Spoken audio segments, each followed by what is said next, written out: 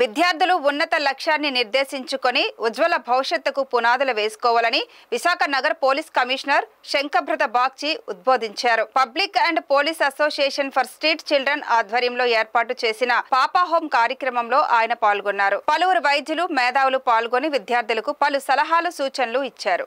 ఈ సందర్భంగా కమిషనర్ శంకబ్రత బాగ్చి మాట్లాడుతూ, ఏ వ్యక్తికైనా విద్యార్థి దశ చాలా కీలకమైనదని, ఆ సమయమే భవిష్యత్తును నిర్దేశిస్తుందని తెలిపారు. పాఠశాలల్లో డౌట్స్ క్లియర్ చేసుకోవటం విద్యార్థికి చాలా ముఖ్యమని పేర్కొన్నారు. అలాగే తప్పనిసరిగా ఆటలు ఆడాలని సూచించారు. తాను నెల రోజుల్లోనే సివిల్స్ లో మంచి ర్యాంకు సాధించగలిగానని వెల్లడించారు. కార్యక్రమంలో కేజీహెచ్ వైద్యులు శివానంద్, పాపా హోం అధ్యక్షులు డిఎస్ ప్రకాష్ రావు, కార్యదర్శి విఎస్ ప్రకాష్ రావు తదితరులు పాల్గొన్నారు. మోటో అంటే మనం ఏం సాధిస్తాం, మనకు లక్ష్యం ఏమిటి? సిటిఎస్, ఆల్టిఎస్, 4టిఎస్ అంటే హైయర్, ఫాస్టర్, స్ట్రాంగర్.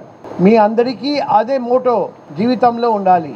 అనుకోండి, నేను జీవితం అంతా చాలా కష్టపడి చదివాను, నేను ఈ స్థాయి వరకు వచ్చాను. మీరు అందరూ ఇంకా ఎక్కువ స్థాయి వరకు వెళ్ళాలి. అది గుర్తుపెట్టుకోవాలి, ఆ లక్ష్యం పెట్టుకోవాలి.